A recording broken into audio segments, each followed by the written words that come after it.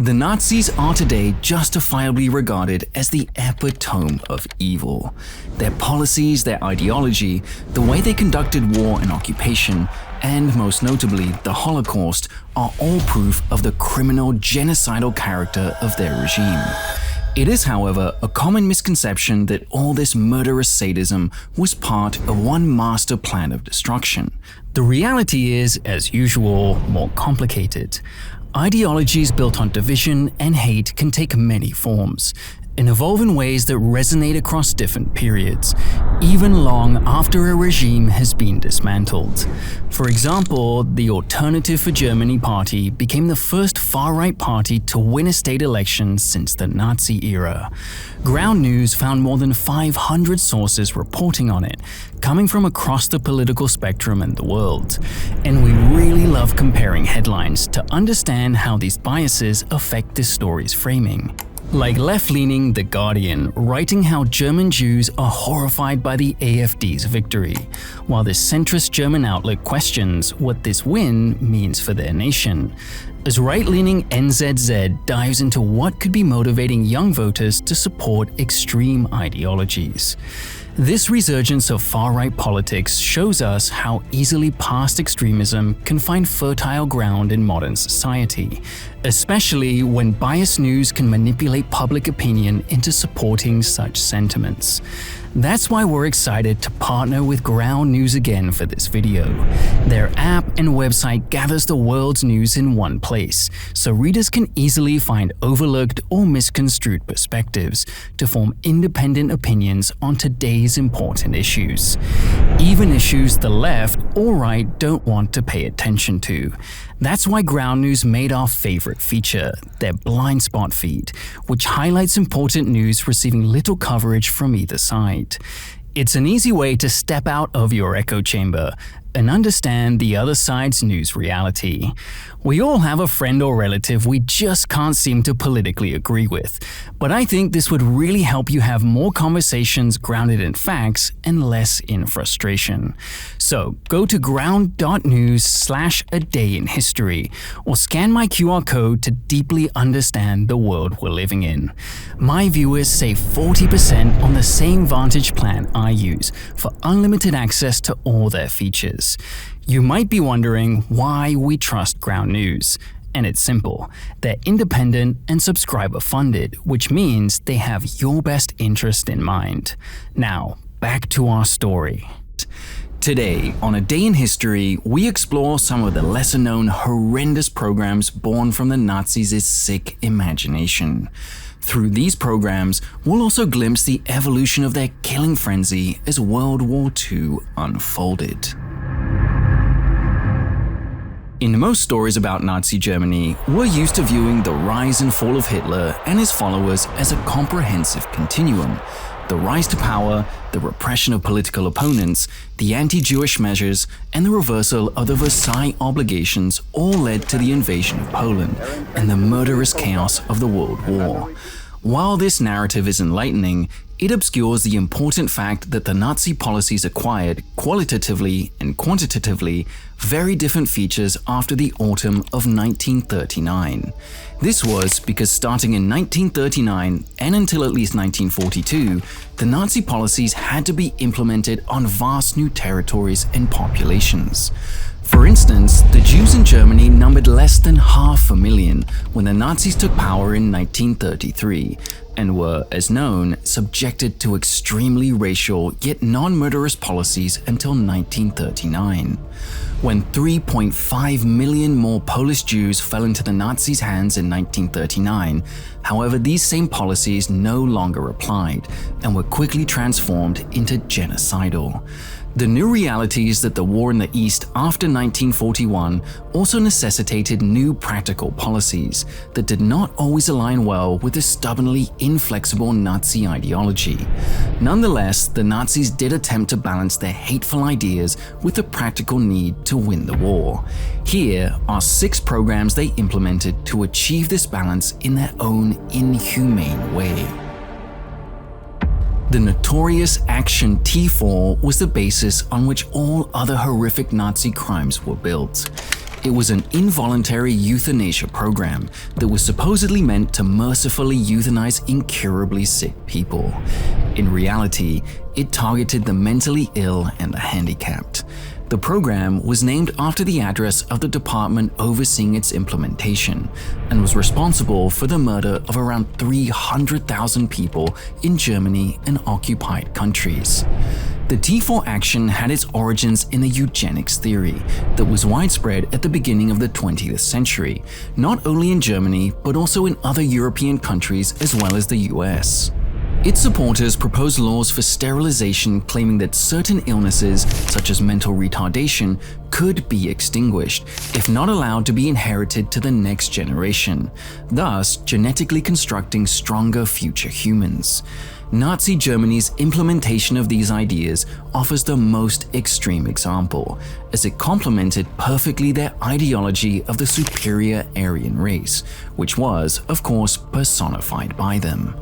Just months after rising to power in July 1933, the Nazi government passed such a law of compulsory sterilization for people with mental conditions, making clear that eugenics was high on their agenda. Hitler had mentioned eugenics in his book Mein Kampf, and in 1935 he revealed his intention to promote euthanasia on a large scale, against what he called worthless lives. However, there was a significant obstacle: the public, and especially the families of those people were naturally hostile to any idea of them being involuntarily put to death. Therefore, Hitler believed that such a measure could only be implemented under the chaotic conditions of war. It was, therefore, Polish patients in mental institutions in the regions captured by Germany in the first weeks of the war who were the first victims of this brutal policy. German doctors were authorized to visit these institutions and selected the individuals regarded as unworthy to live, who were then summarily executed. While many of them were shot, a Nazi chemist proposed the use of bottled carbon monoxide for this task. It was then, by late November 1939, that the notorious gas chambers first made their entrance into the murderous Nazi history, used against the weakest and most vulnerable. Around 20,000 mental patients were shot or gassed during these early days of the Nazi occupation of Poland. For the next 2 years, the euthanasia program became more systematic with headquarters in Berlin, targeting not only adults but even infants. 5,000 children were murdered. The program was officially suspended after severe protests in Germany in the summer of 1941. But already in the spring, Heinrich Himmler had authorized the extension of this murderous policy into the concentration camps to exterminate prisoners. The name of this new program, Action 14F13. The name of this special action comes from those nightmares of bureaucratic dystopia that must have thrilled the wildest Nazi dreams. The number 14 refers to the position of the concentration camp's inspector. The letter F comes from the word Todesfall, meaning death, and the number 13 refers to the cause of death, poison gas. Like its predecessor, the T4, it targeted sick and elderly prisoners who were deemed unfit to work, and therefore could not offer anything of value to the Nazi regime. The selected prisoners were taken from the camps by vans euphemistically called charitable ambulances, and were driven to one of the killing centers where they were then gassed in gas chambers. The first such killing happened in Sachsenhausen concentration camp near Berlin in April 1941, and soon other camps like Auschwitz and Dachau followed. Interestingly, the number of victims was not as high as one would expect, around 20,000 from 1941 to 1944. The program, however, had other horrific repercussions. Most importantly, it normalized the gassing of camp inmates, with political prisoners and Jews increasingly targeted. It also reinforced the notion that inmates' lives were of lesser value. The fate of the woman in Ravensbrück camp offers one of the best examples of this. Ravensbrück was a concentration camp exclusively for women. Apart from the heavy forced labor that was part of every concentration camp and the many cases of rape and prostitution, 86 women in Ravensbrück had to face another terror: medical experiments conducted on them. Again, it was the war that made such a practice possible to justify against any expected protest. Himmler was fascinated with the prospect of medical experimentation on prisoners as a way to increase the life expectancy of German soldiers by finding cures for anything imaginable. As part of this, Christina Chiz, a Polish woman arrested in 1941, was subjected to leg wounds inflicted with wood and glass shards, after which bacteria were introduced to test experimental anti-infection medication. Others were submitted to vivisection and other brutal operations related to bone, muscle, and nerve regeneration.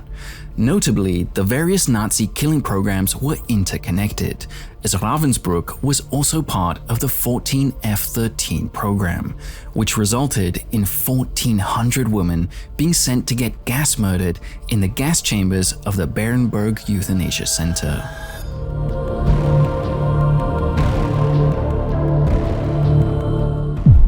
Gas chambers were not the only way the Nazis gassed their victims.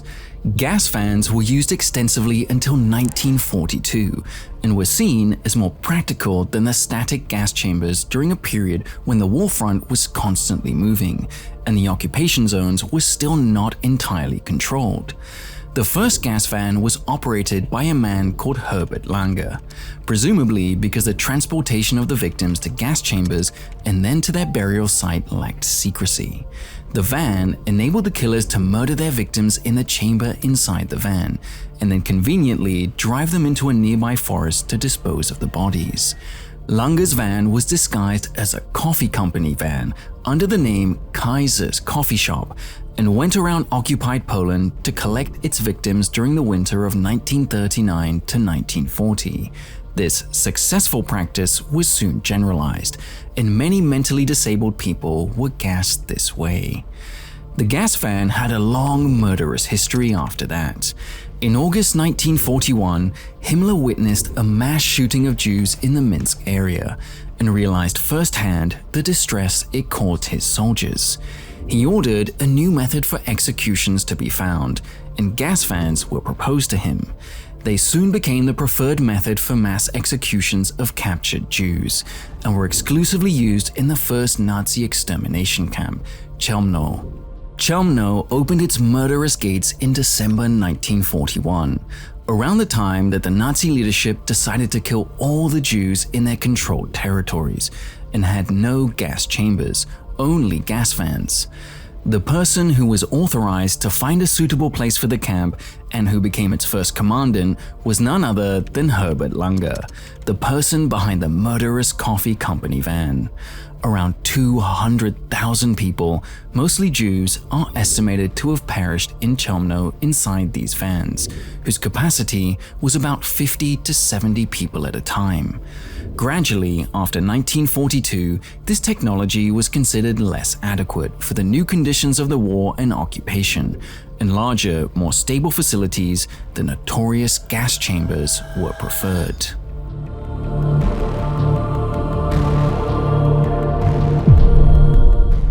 While the mass murder in Chelmno had already begun, German leaders under SS officer Reinhard Heydrich officially decided in January 1942 to undertake what they called the final solution to the Jewish question, namely their mass killing. Its name most likely comes from the first name of the program's initiator, who was assassinated in Prague in May 1942, just a few months after his genocidal initiative. It is sickening to consider what the Nazis regarded as posthumous recognition. The operation was essentially a plan to kill all Polish Jews by building 3 killing centers: Belzec, Sobibor, and Treblinka, which were all open from March until July 1942. In contrast to their more notorious counterpart Auschwitz, and the more central Majdanek that opened earlier as concentration camps and evolved later into killing centers, the 3 camps of Operation Heydrich served the sole purpose of murder through gas. The victims were transferred from nearby cities and villages by overpacked trains, with the promise of work and new houses. They were told to leave their luggage to the SS officers, who would take care of them while they had to have a shower to get cleaned and disinfected. They were then led through a corridor to a chamber disguised as showers, which in reality was a gas chamber that soon killed them all by suffocation.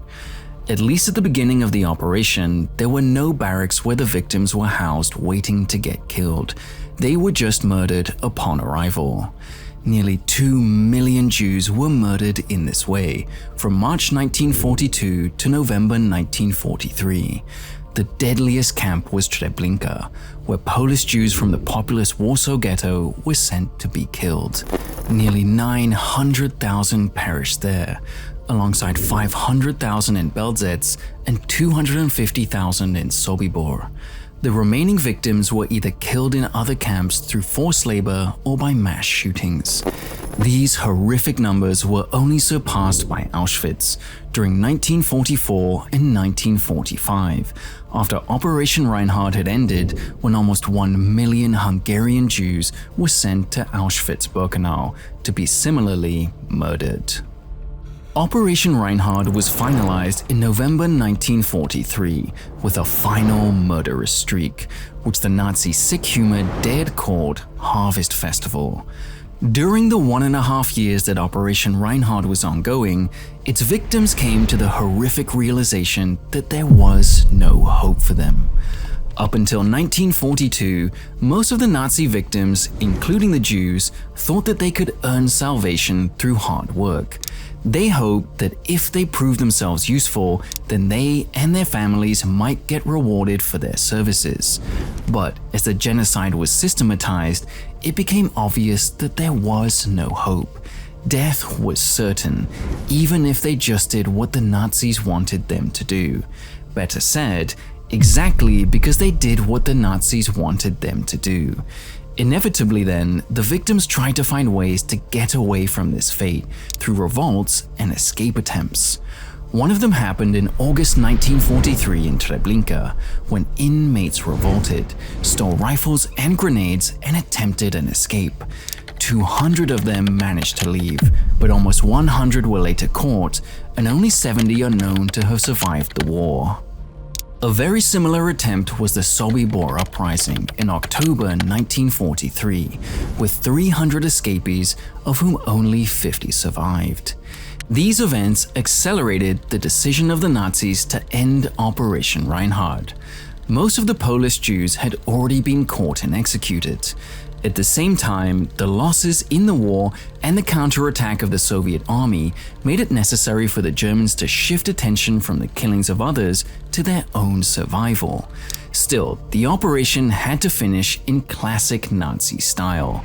On the 3rd of November, SS forces entered the Majdanek labor camp, separated Jewish from non-Jewish prisoners, and shot them. 18,400 Jews were murdered. At the same time, 6,000 people were similarly killed at Trauniki, 40 kilometers to the east. The same fate awaited the 14,500 prisoners of Poniatowar, 50 kilometers to the west, who were murdered the next day. All in all, in 2 days, the SS killed more than 40,000 Jews, in the largest single massacre committed by German forces during the Holocaust. The only Jews that survived, around 8,000, were left alive because they worked in camps vital for the Nazis' war plans. It was the final act of Operation Reinhard, after which they started dismantling the extermination camps to cover their crime. This was part of another program, the Special Action 1005. The Sonderaktion 1005 is the proof that the Nazis knew very well of the seriousness of their crime. Their arrogance after the initial victories made them think they were invincible and not susceptible to any future punishment, so their actions were not only brutally inhumane, but also uncareful and provocative. As early as January 1942, the Soviet Union started publishing information about mass murders committed in German-occupied territory. As the war was going on, and especially after starting to lose ground in 1943, more and more information about the Nazi crimes against Jews and the local population started becoming known. But even in their controlled territories, their mass murder could not be concealed, as burial sites were starting to stink and whole areas were intoxicated by the thousands of dead bodies on mass graves. The problem was particularly intense in the areas around the three Reinhard death camps, Treblinka, Belzec, and Sobibor. Thus, in the summer of 1942, the Nazis decided to organize an operation to obliterate all traces of mass murder, named Action 1005.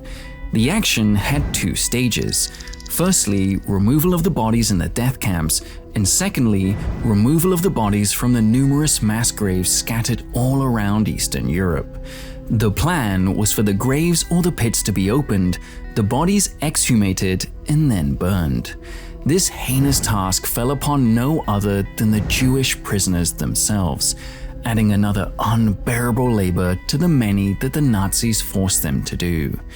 The process in the camps finished relatively quickly in 1943, but doing the same thing in places all around Europe was much more challenging.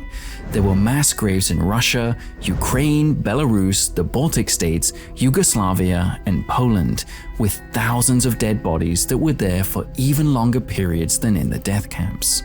The Jews who had to complete this task were treated cruelly. Those unable to work were just shot and burned on the spot together with the already dead. But this meant nothing to the Nazis. Right after the task was finished, the workers were to get shot anyway, so that they take the guilty secret with them.